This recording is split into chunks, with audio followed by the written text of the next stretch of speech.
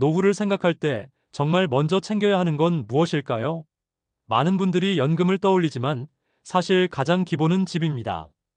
비가 와도 바람이 불어도 안전하게 머무를 수 있는 내 자리, 그게 있느냐 없느냐가 노후의 안정과 건강을 좌우합니다.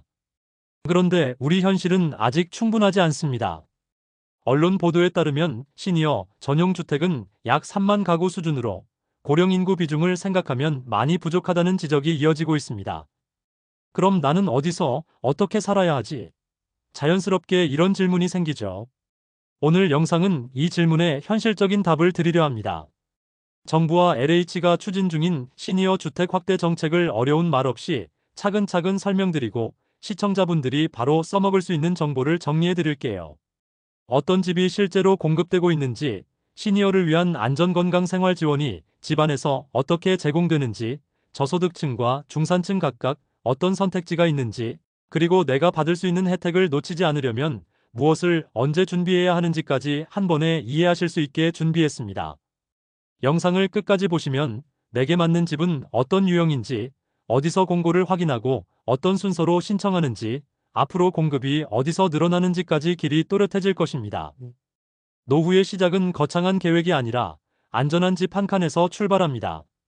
지금부터 함께 내 상황에 맞는 집을 찾는 방법을 알아보겠습니다. 도움이 되셨다면 좋아요와 구독도 부탁드릴게요. 지금 우리나라의 시니어 전용 주택은 얼마나 있을까요?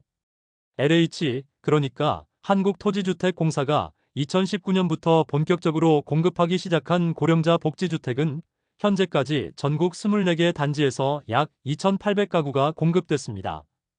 여기에 더해 4,500가구를 추가로 짓기 위한 사업지 공모도 마친 상태인데요.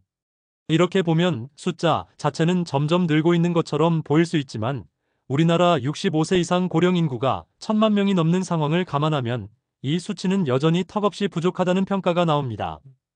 실제로 언론 보도에 따르면 전체 시니어 전용 주택 수는 약 3만 가구인데요. 고령 인구의 비중을 감안하면 100명 중 3명만 전용 주택에 들어갈 수 있는 수준입니다. 정부도 이 현실을 인식하고 있습니다. 국토교통부는 지난해 발표한 시니어 레지던스 활성화 방안에서 고령자 복지주택을 매년 3,000가구 이상 꾸준히 공급하겠다고 밝혔습니다. 이전까지는 지자체 주도, 수요 검토, 예산 문제 등으로 공급 속도가 더뎠지만 앞으로는 국가 차원에서 좀 더 계획적으로 확대하겠다는 의지를 보인 겁니다.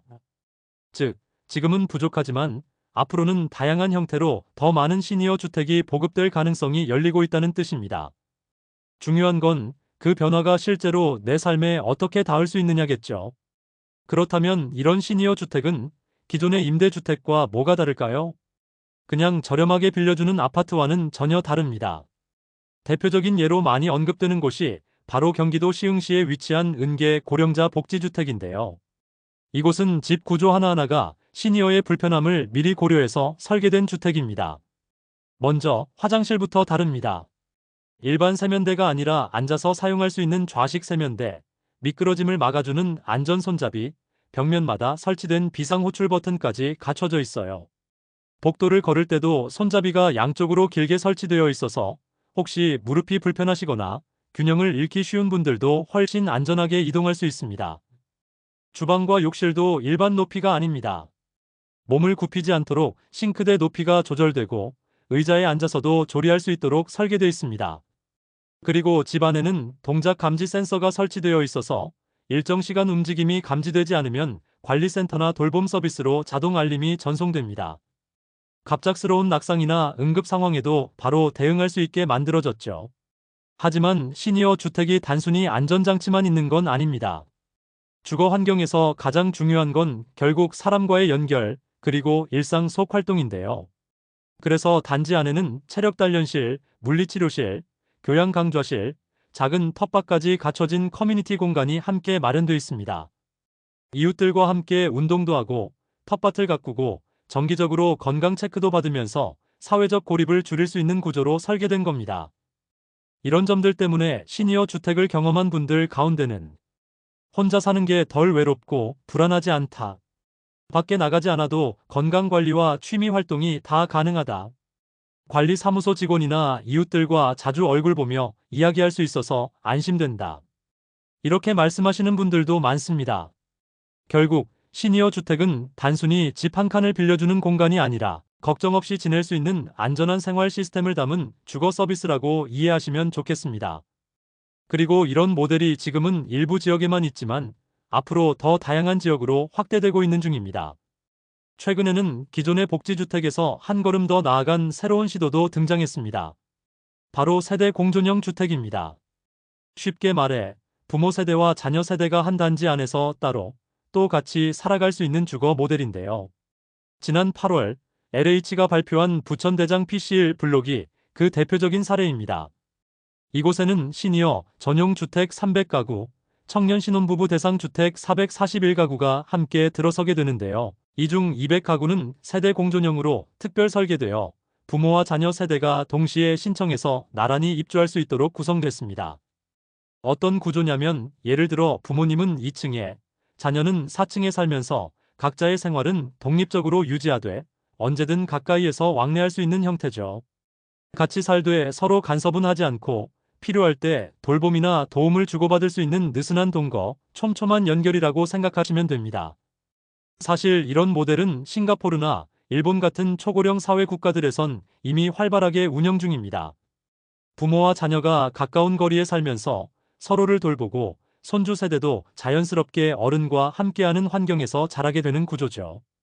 우리나라에서도 드디어 이런 세대 통합형 주거가 시작되고 있다는 점에서 의미가 큽니다. 특히 시니어 입장에선 멀리 떨어져 혼자 사는 외로움을 줄일 수 있고 건강에 문제가 생겼을 때 자녀가 바로 곁에 있어 안심이 되고 손주들과 자연스럽게 왕래하며 정서적 안정도 얻을 수 있습니다. 반대로 자녀 세대 입장에서도 부모님을 부담 없이 가까이 모실 수 있고 신혼부부나 자녀 양육 가정에게는 주거비 부담을 줄이는 현실적인 대안이 될 수 있습니다. 또 한 가지 주목할 점은 이 공존형 주택이 꼭 같이 살아야만 되는 부담이 아니라는 점입니다. 각자 독립된 공간에서 살지만 서로의 생활권이 가까워지도록 설계된 것이기 때문에 기존에 같이 살자는 전통적인 형태보다 훨씬 유연하고 실용적인 모델이라고 할 수 있죠. 이런 새로운 시도가 성공적으로 정착된다면 가족 중심의 돌봄 구조를 주거 형태 안에서 다시 복원할 수 있는 계기가 될 수도 있습니다. 앞으로 이런 공존형 주택이 더 많은 지역으로 확산될 가능성도 높습니다. 지금까지의 시니어 주택은 주로 기초생활수급자나 저소득층을 위한 공공임대에 가까웠습니다. 하지만 이제는 중산층 시니어를 위한 새로운 주거 형태도 하나둘 등장하고 있습니다. 단순히 사는 곳을 넘어 건강생활 문화까지 함께 누릴 수 있는 주거 모델이죠. 대표적인 사례가 바로 화성 동탄이 신도시에서 추진 중인 헬스케어 리츠 사업입니다. 이곳에는 약 2,800가구 규모의 시니어 주택과 오피스텔 1,100실이 함께 들어서며 단지 안에 의료시설, 상업시설, 문화시설까지 함께 조성됩니다. 즉, 병원에 가기 위해 멀리 이동할 필요 없이 단지 내에서 건강관리부터 문화생활까지 해결할 수 있는 구조죠. 특히 리츠 방식으로 민간 자본과 공공이 함께 투자하고 운영하는 방식이기 때문에 중산층 시니어들에게도 현실적인 비용으로 고품질 서비스를 제공할 수 있는 기반이 됩니다. 또 하나 주목할 모델은 실버스테이입니다. 지금 구리 갈매역세권에서 이 모델이 시범 추진 중인데요. 총 725가구 중 절반 가까운 346가구가 시니어 전용으로 공급되며 식사, 청소, 세탁, 안부 확인, 응급 안전 서비스까지 포함된 생활 밀착형 주거 서비스를 함께 제공합니다. 쉽게 말해 단순한 집이 아니라 돌봄이 같이 따라오는 집, 편의점보다 가까운 의료와 식사가 있는 집이라고 보면 됩니다. 이런 모델들은 특히 혼자 사시는 중산층 시니어에게 생활 스트레스를 크게 줄여주는 구조입니다. 예를 들어 식사를 준비하는 게 버겁거나 응급 상황 시 누군가가 바로 도와줄 수 있는 시스템이 필요하신 분들에게 큰 안심과 편의를 제공하는 장점이 있습니다. 무엇보다 중요한 건 이제 시니어 주택이라는 것이 도움이 필요한 분들만을 위한 특별한 공간이 아니라 노년을 보다 편하고 건강하게 보내기 위한 새로운 라이프 스타일 공간으로 바뀌고 있다는 점입니다. 앞으로 이런 중산층 대상 복합형 시니어 주거단지는 더 늘어날 가능성이 높습니다. LH와 국토부 그리고 민간 디벨로퍼들이 함께 이 분야를 미래 주택 수요의 핵심 시장으로 보고 있기 때문입니다. 결과적으로 이제는 저소득층이든 중산층이든 원하는 조건에 따라 선택할 수 있는 시니어 주택의 폭이 점점 넓어지고 있다고 보시면 됩니다. 이제 가장 중요한 부분입니다. 바로 나 같은 사람에게는 어떤 혜택이 실제로 주어지는가 하는 부분입니다. 주거 정책이 아무리 좋아도 내 상황에 맞지 않으면 아무 의미가 없죠. 그래서 이번에는 소득과 가족 상황에 따라 달라지는 시니어 주택의 실제 혜택을 정리해드리겠습니다. 첫째, 저소득층 시니어에게는 LH가 공급하는 고령자 복지주택이 가장 대표적인 선택지입니다. 이 주택은 단순히 임대료가 저렴한 것뿐 아니라 주거복지 돌봄 서비스까지 함께 제공된다는 점이 핵심입니다. 월세 부담이 낮고 집안에는 안심 센서, 안전 손잡이, 무장애 구조가 갖춰져 있으며 단지 내에서 보건소 연계 건강검진, 물리치료, 교양 강좌, 공동 텃밭 등 다양한 프로그램이 운영됩니다. 혼자 사시거나 거동이 조금 불편한 분들에게는 낙상 걱정 없이 생활하고 정기적으로 건강을 체크할 수 있는 환경이 갖춰져 있다는 것만으로도 큰 안정감이 생깁니다. 둘째, 중산층 시니어에게는 최근 확산되고 있는 민간형 시니어타운 모델이 주목할 만합니다.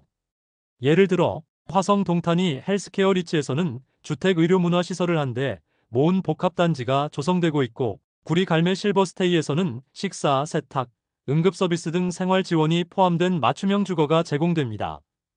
이런 모델은 단순히 편한 집이 아니라 노년의 라이프 스타일 전체를 관리해주는 공간에 가깝습니다.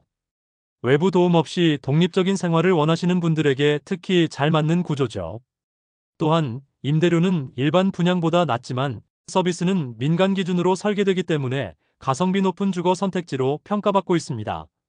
셋째, 자녀와 함께 살고 싶거나 가까이 지내고 싶은 분들에게는 세대 공존형 주택이 새로운 대안이 될 수 있습니다. 부천대장 PC일처럼 부모와 자녀가 따로 입주하지만 한 단지 안에서 함께 사는 구조, 서로 간섭하지 않되 필요할 땐 금방 도와줄 수 있는 거리, 손주들과 자연스럽게 얼굴을 마주하며 함께 시간을 보낼 수 있다는 것. 이건 단순한 주거를 넘어서 가족관계의 복원이라는 의미도 큽니다. 멀리 떨어져 지내며 생기는 불안감, 고립감이 줄어들고 가족 간 돌봄이 부담이 아니라 자연스러운 일상이 될 수 있도록 도와주는 구조입니다. 이제는 나이 들수록 삶의 질을 지키는 주거 선택이 가능해지고 있다는 것, 이 점을 꼭 기억하시면 좋겠습니다. 정리해보면 지금의 시니어 주택 공급은 아직 부족한 수준입니다.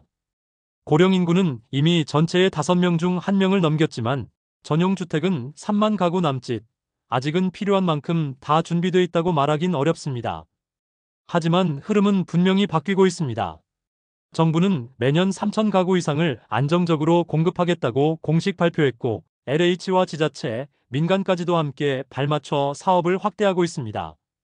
그리고 그 방식 역시 단순한 저소득층 임대에서 벗어나 이제는 주거 복지 의료 가족 여가가 결합된 주거 복합 플랫폼으로 진화하고 있습니다. 이건 단순한 집 문제 그 이상입니다. 어디에서 누구와 어떻게 나이 들어갈 것인가를 선택할 수 있게 된다는 건 노후를 더 이상 수동적으로 버티는 시기가 아니라 계획하고 설계할 수 있는 시기로 바뀌고 있다는 뜻이기도 합니다. 하지만 아무리 좋은 제도가 있어도 정작 내가 모르면, 신청하지 않으면, 관심을 안 가지면 놓치게 됩니다. 그래서 지금 이 영상을 보고 계신 여러분이 이 흐름을 이해하고 정보에 더 가까이 다가가는 것이 무엇보다 중요합니다. 그리고 앞으로 이런 주거 선택지가 더 많이 확산되기 위해서는 시니어 여러분의 관심, 참여, 목소리가 꼭 필요합니다. 정책은 현장을 살아가는 사람들의 필요에서 시작되니까요. 오늘은 시니어 주택 정책과 그 안에서 여러분이 어떤 혜택을 받을 수 있는지, 앞으로 어떤 선택지가 생길 수 있는지를 함께 살펴봤습니다. 노후의 삶은 누구에게나 다가오는 일입니다. 어떤 집에서 어떤 모습으로 나이 들어가고 싶으신가요? 조용하고 안전한 복지주택일 수도 있고 가족과 가까이 함께 사는 공존형 주택일 수도 있습니다. 여러분이 생각하시는 이상적인 노년의 주거 모습 댓글로 이야기 나눠주시면 감사하겠습니다. 그리고 이 영상이 조금이나마 도움이 되셨다면 좋아요와 구독도 부탁드릴게요. 앞으로도 시니어의 삶에 꼭 필요한 정보로 다시 찾아오겠습니다.